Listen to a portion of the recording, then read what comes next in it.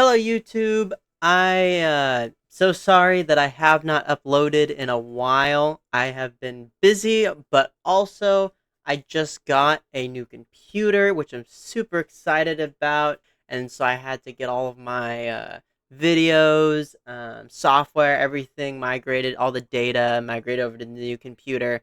But it'll be faster to edit. I can edit in higher quality, much more powerful graphics card.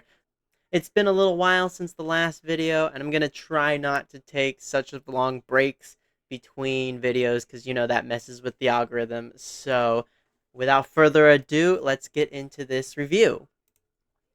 For the longest time, I have been using this controller. This is the PDP Stealth Black controller. It's a fantastic controller. It has this really cool textured camouflage, so each part of the camouflage is a slightly different texture. It has paddles on the back. You can't be a real gamer without paddles, at least in my opinion. Like those are super necessary to give you the edge over other players.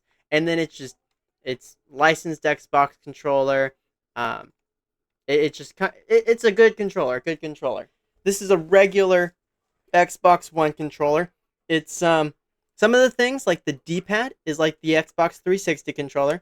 It does not have the upload button, and the faceplate on this one sits up more than this one does. It's not flush, so you actually have the Xbox symbol um, sticks out a little bit, which is kind of nice instead of the whole thing just being flat. This one I've had for years. The It got some stick drift, so I took it apart, cleaned it out, put it back together. Stick drift went away. Then the A button would get stuck. You push down on it, it would stay down. So I took it apart, cleaned it out again, and it worked. And I think when I looked it up, I had this one since 2017, so like 6 years. And then it recently started developing stick drift again, but this time it was really bad. It just became to a point where it was not playable anymore. And it was really sad because I've just had this controller for such a long time. My Xbox One controller, it also has a pretty bad case of stick drift, so I don't use this one anymore either. And then in a previous review, I did the GameSir controller. The GameSir controller looks more blobby than the Xbox controllers, especially this one. This one looks sharp, like this hard edge right up here at the top.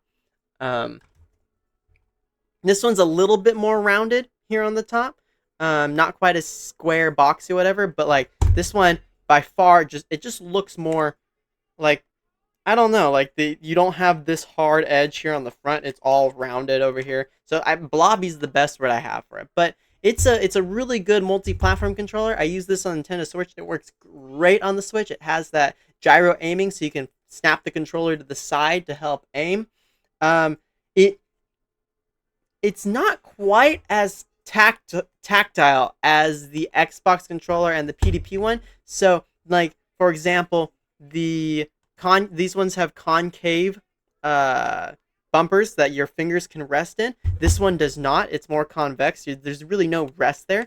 No resistance. It's just kind of, I don't know, like your fingers can easily slip off of this. There's not a good grip like there is with the Xbox. Your fingers don't slip off quite as yeah, they just don't. And same with the PDP one, your fingers don't slip off. Also with this one, since it has four buttons like this, your home button is here, which is essentially the same as the Xbox button. So when you need to get to your Xbox menu, you have to push here, and then your map is up here, which from here to here, that's an easy push to get to your map. From here to here, it's incredibly awkward because your muscle memory wants to go to this button, which doesn't do anything in game. Not a super, I wouldn't consider it like a super high speed controller. It's just like a good, you can use it on with iPhone, you can use it with Android, you can use it on PC, you can use it with Nintendo Switch. Just for more like a good game like Breath of the Wild, a more relaxing game. So, this is what this review is about. And I know we're already a couple minutes in. It's already taken me forever to get to this unboxing here. But this is a GameSir controller. This is also a GameSir controller, but this is a Xbox licensed GameSir controller designed for Xbox and PC. And this one, the reason why I got this is because it has Hall effect magnetic sensors for the sticks and the triggers. Since there is no direct contact between the sticks and the sensors and the triggers and the sensors, you will not have any parts that wear out. The magnets detect the location of the joysticks and the triggers, and so you should never ever develop stick drift. So I'm excited about this. We're gonna get into some Call of Duty. We're gonna try it out, see what happens. But first, let's go ahead and take a look at this thing. I'm excited about just the magnetic sensors.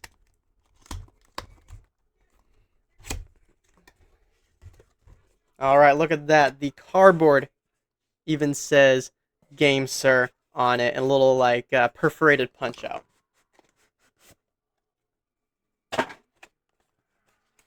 Oh, wow. They weren't messing around. This controller was made for longevity with the Hall effect sensors in mind, so you don't have stick drift. Your controller should not wear out in a short period of time. And like, they weren't joking. This thing includes a braided USB-C cable. Like, they don't even include, like, this is like a legit too. Like, it's got this cool Velcro wrap that says GameSir on it. They're not messing around. They mean business. They mean longevity. Alright, here's the controller. Here's the paperwork. We're just going to take a look at this super quickly. We have the user manual. We have a something. We got a sticker. That's the best part. Look at that sticker. It like, woo, I keep bumping my mic, sorry. It's shiny.